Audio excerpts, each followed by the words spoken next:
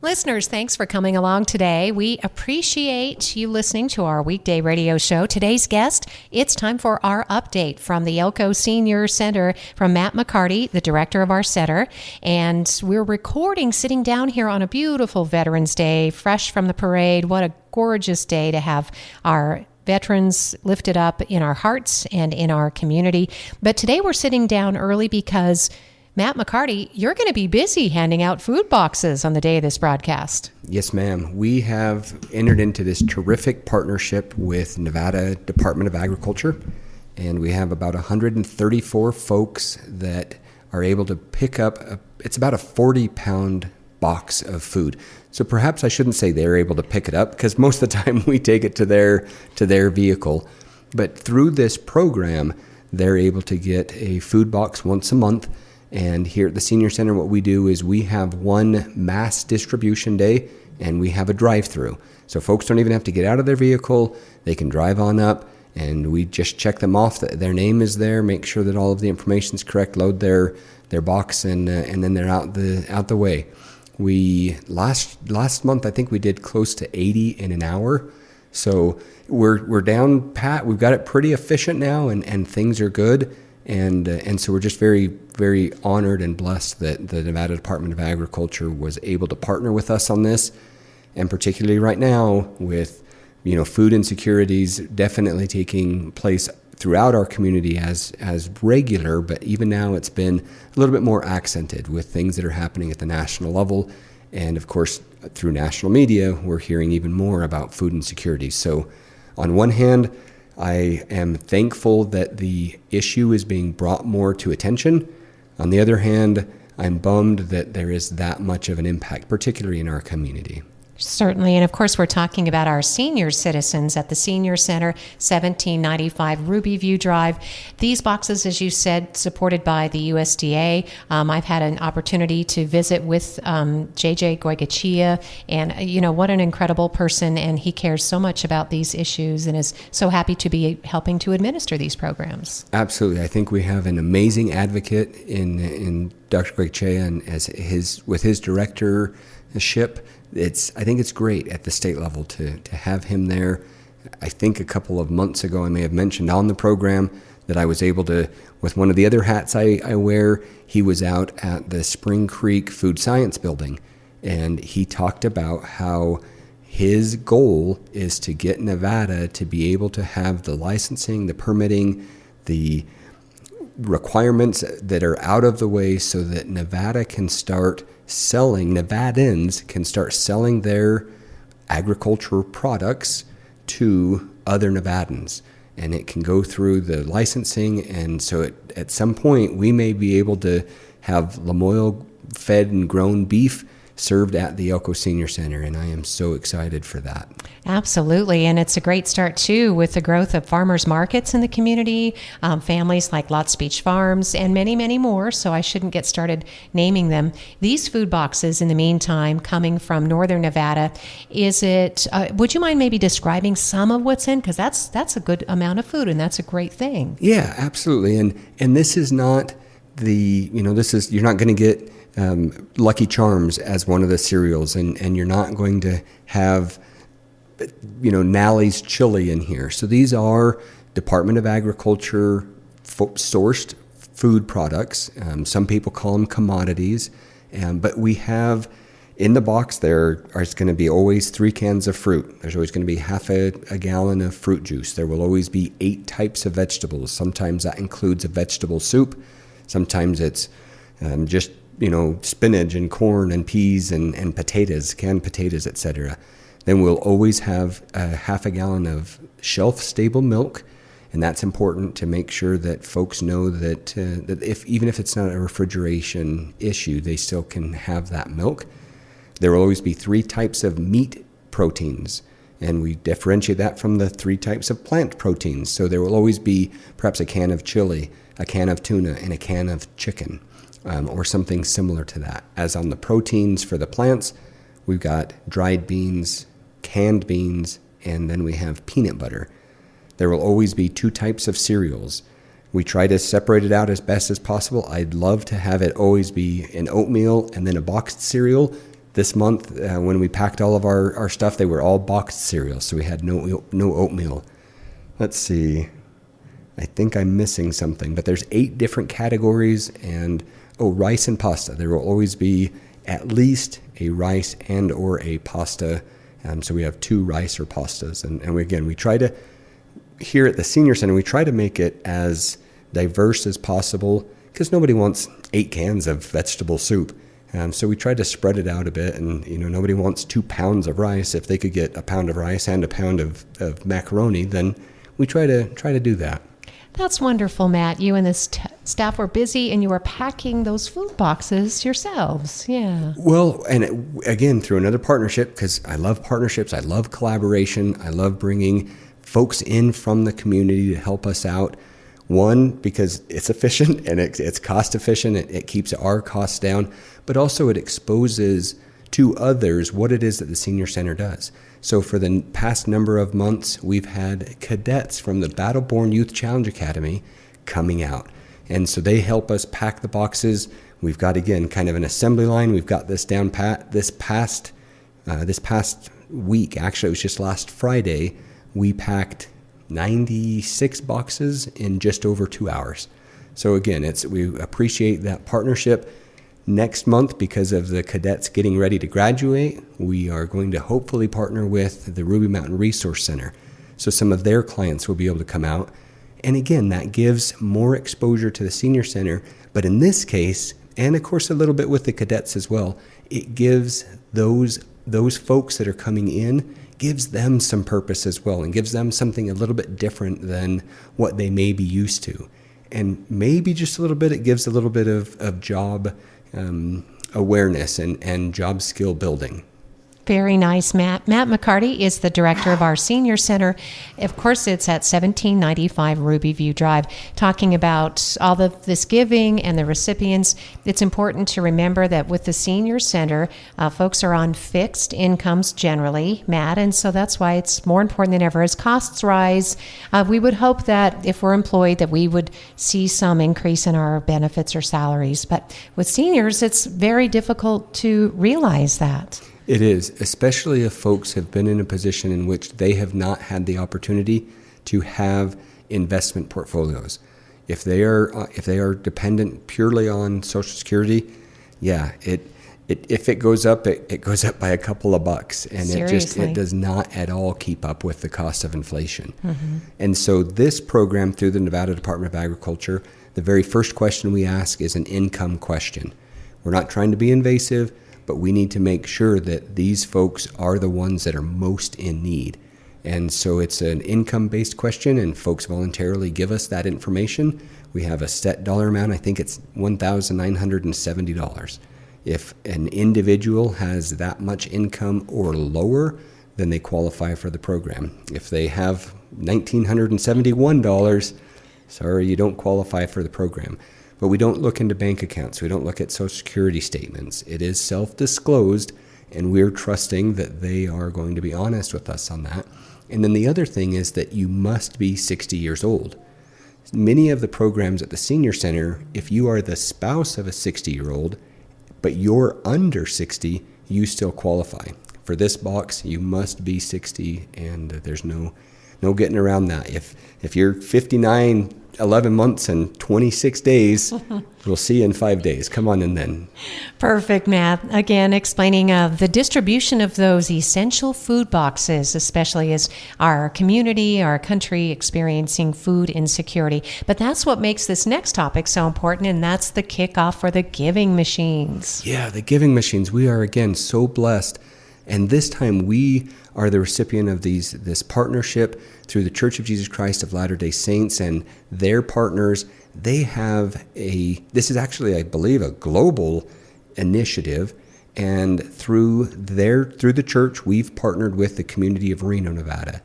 Last year, we had the Christmas time of side of things. It was a 3-week period, I think, between, I want to say, Pearl Harbor Day and the 1st of January or something like that. This time we're on the front end of the schedule, so it will open on the 14th. So it'll open this Friday, and it's at noon o'clock. Yeah, at noon o'clock at 12 o'clock noon at the Raleigh Shopping Center. That's when the kickoff is going to be, and it runs for about 3 weeks. It ends this time at about Pearl Harbor Day. And there are 5 local charity partners that we want to, to celebrate, because we are, again, so blessed to be able to be chosen along with the Communities in Schools, Head Start of Northeastern Nevada, the Nevada Health Center, and Horizon Hospice. If you did not get a chance to go last year to see this, it's really cool. Imagine a vending machine, just like a soda machine or a snack machine. You go up, you see what your selections are, you select what it is, you put in your credit card, and then it drops down. But instead of you getting a snack, what it does is it drops a picture of what it is that you just bought for the community, or there are a couple of global initiatives within there as well, and it starts to fill the bottom of the machine. So you can see how much our neighbors have been able to give, how generous they are. It is really cool. Really cool. Again, sharing the light through the Church of Jesus Christ of Latter-day Saints, the return of the very popular bright red giving machines. And I've been watching how much fun kids have in learning to be generous and to give. And they just love when those pictures drop down, as you were describing. So yeah, super cool. It is super cool. And to see the kids get involved, and I'm going to put out a plug out there. If you would like to be able to help with the giving machine, and if you would like to witness yourself how these families come up and see the joy in these kids' eyes, and even the parents' eyes, or if you happen to be lucky enough to be there, there's a special code that can be put in that buys one of everything. Oh. And to see each thing drop one at a time, I mean, it's amazing to see that. And so if you would like to do that, if you would like to volunteer, usually it's about an hour and a half, 2 hours, please give us a call at the Senior Center, or one of the other 4 charity partners. Call Communities in Schools, call Head Start, the Nevada Health Center, or Horizon Hospice, because we do want to make sure we have enough people to be able to explain what the giving machine is and draw people in and make sure that folks know that they're able to support these 5 amazing organizations or even a global initiative. Thanks, Matt, so much again for your enthusiasm and the generosity that comes with Full Circle, the Senior Center, Communities in Schools, Nevada Health Center, Horizon Hospice, and Head Start are all local charity partners for the Giving Machine, with a kickoff Friday noon.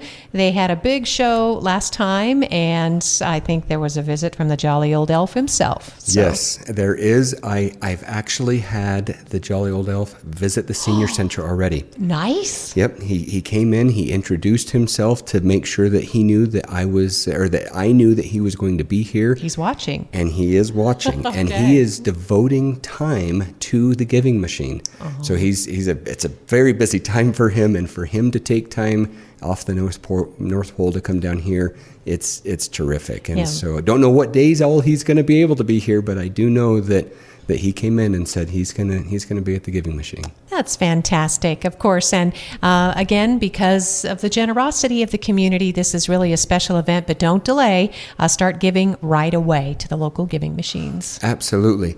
Last year, we were so blessed. We had $9,000 donated back to the Senior Center. Most of that was in our pantry food boxes and our hot meals that we have, but we also have more than 130 pairs of winter clothes and winter hat that are going to go out to those that need it most this year from our seniors. And so last year's generosity is benefiting this year's seniors. Matt, thanks again. The Senior Center is located at 1795 Ruby View Drive. The number to call to reach an actual person is 775-738-3030. That's easy to remember because 30 plus 30 is 60. And of course, that's the target personnel or target age of the person that the Senior Center can most likely help, 60 and better. But you have your congregate meals. People can pay what they can when they can. But if you're under 60, you can also enjoy the meal for $10, which is nice. Absolutely, yes. And that's what we try to do and try to say is come on down, enjoy the meal, whether you are just on a lunch break and want to try something new, or perhaps bring a neighbor that maybe is a little bit older, or bring a family member that's a little bit older, and come and see what it is that we do at the Senior Center. We're not the quote-unquote old folks home. This is an active lifestyle center. We are a community center that just caters to those that are a little bit 60 and better. But we have folks that are doing Tai Chi and doing puzzles and making a whole lot of noise playing dominoes, and we have bridge players, and we have a Bible study, and we have a quiet library if you just want to just some time to just read or pick out some books. There are always things going on at the senior center, and I want folks to be able to come in, even those that aren't yet 60, because Lord willing, all of us will get there at some point, and we want to make sure that you know what it is that we can offer, and so that you're ready to come in. And there's no stigma attached to it, because there's too much stigma. And it's funny, we even have 80-year-olds that still say, "Oh, I'm too young to come in there." Well, that doesn't mean you can't enjoy a nice hot meal. So come in and enjoy that as well. Yes, exactly. And of course, the companionship and socialization. You don't have to sit at a table with friends, but you can. You can make new friends. You can bring your friends.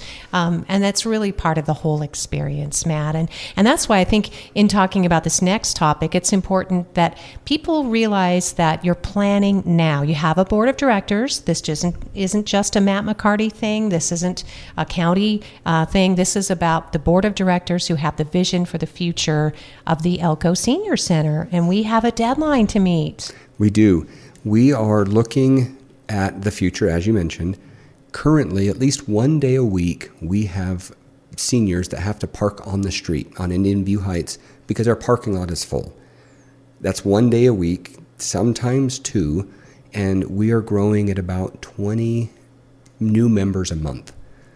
Now, they don't all come in every day, but if they only come in one day and none of them duplicate that, we're growing one person a day in our dining room.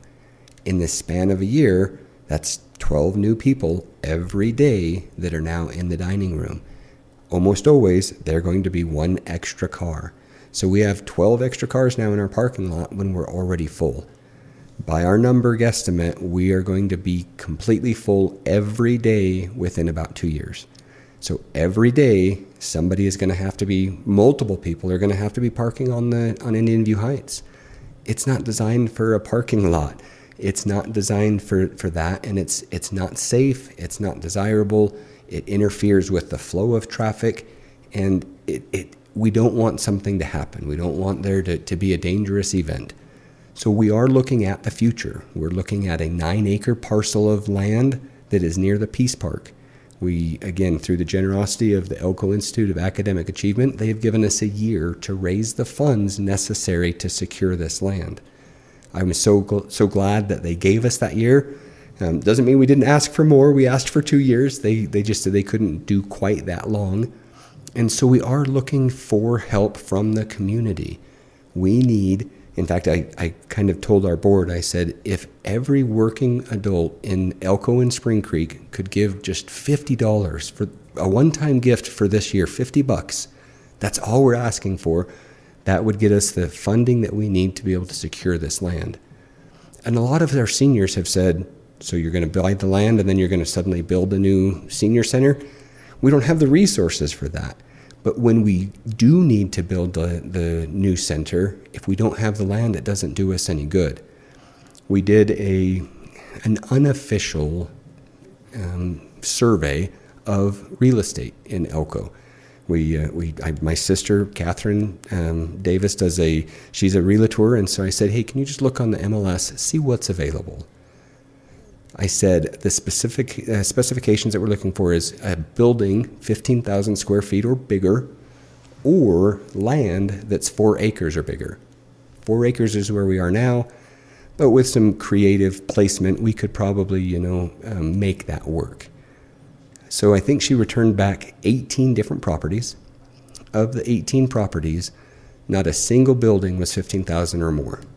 I think she said that she could get close, and so I think it was like 12,000. So that kind of shot that for existing buildings. Even if it was an existing building, we'd have to then convert it and make sure that we have parking and put in the kitchen and all the other things. So we started looking at the vacant parcels, and there are vacant parcels, and there are plenty of vacant parcels on the periphery of Elko. up Mountain City Highway, over by the new Sandvik building and the Elko police station, out as far as the industrial park. None of those are suitable for a senior center. The senior center should be centrally located, should be maybe not the heart of Elko, but at least in central Elko, so that it's easy for folks to get to. Seniors don't want to drive 3 or 4 or 5 miles to be able to get to a senior center. This was the only lot that was available, that was publicly available. There are probably other buildings or other lots that maybe just weren't listed through MLS, but for what's publicly available to us, this was all we had. And so we want to secure it now so that in the next 5 or 10 years, when we are ready to build a new building, that land is secured so that we can be able to move straight forward to being able to get a new building.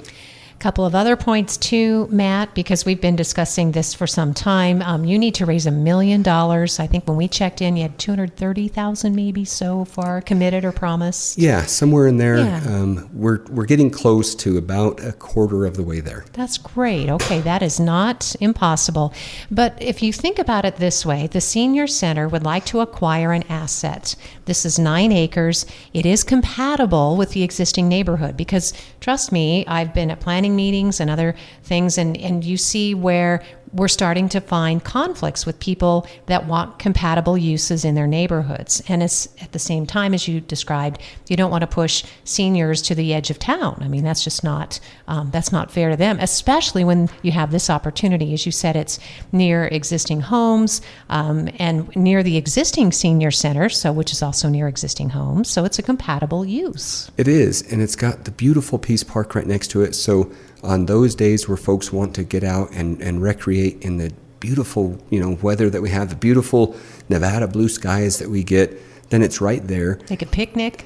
Exactly. Yes. And we're also near state offices that many of our seniors need to be able to utilize those resources as well. And so that puts them in close proximity to be able to, in one area, get multiple things done. And it's a great opportunity, a great location, and I just can't speak highly enough about it. And we really would like the support of the city and the community, and we'd really appreciate it. All right. Well, just before we switch gears, the deadline is next year, right? It is next year. Let's do May. Okay, let's do May. Of 2026, oh boy, we and need a push. that'll Yeah. kind of go where it is. So we've got another 6 months or so. Okay. Which time flies, and it's going to come quick. Yeah, we do. And so remember, if you're listening, if you are a senior citizen, maybe you're thinking of estate planning, there are a lot of different ways to make this acquisition a reality. And if you are also inclined to reach out to city representatives or even county to see if there might be funds available. I know that the organization, which is a nonprofit, the Senior Center, has not made any formal presentations to city or county leaders. This is an independent nonprofit, and you'd like to be as independent as you can be, Matt. Absolutely, and that's for a few reasons. One is it is an economic issue. If we accept $1 from the government side, whether it's federal, state, county, city, then that kicks in prevailing wage. That means that it's roughly a 30% increase to the cost. So if we're looking hypothetically, because I've had some people come back and say, oh, you said this number, hypothetically, if we want to build a $10 million building, if the government's not willing to give us at least $3 million, then the minute we take $1, we've just now exceeded what our goal is by another $3 million. Mm-hmm. So we want to be careful with that. Again, if the government, if a government wants to give us that much money, then of course we're not going to turn it down, but we do have to be wise with what it is that we're doing. But perhaps more importantly, we'd love to be completely independent. The Nevada Department of Aging, it's Aging and Disability Services Division, as part of the Department of Health and Human Services, again, is a great partner with us. They provide us grant funding to be able to allow for our seniors to not have to have a set dollar amount to pay for their meals. That's great, but it also puts us into a position where when state funding runs out, our program is impacted. we would love to be able to get to a point in the next 10 years, 20 years even, of being solely independent from all government grants, because, well, the government could then spend that money elsewhere. And if we could be independent and we could, be responsible in that regard, great. I'm not trying to say it's irresponsible to accept grants from the government, but again, if we could be independent, then I think that just benefits the community even more so. All right. Elko Senior Center is a nonprofit, does have a private foundation, and does have an advisory board of citizens who are helping to make this vision a reality. So we'll keep checking in with Matt McCarty. He's the director of the Senior Center. Also, on today's program, and you were going to give us some numbers to show and to compare.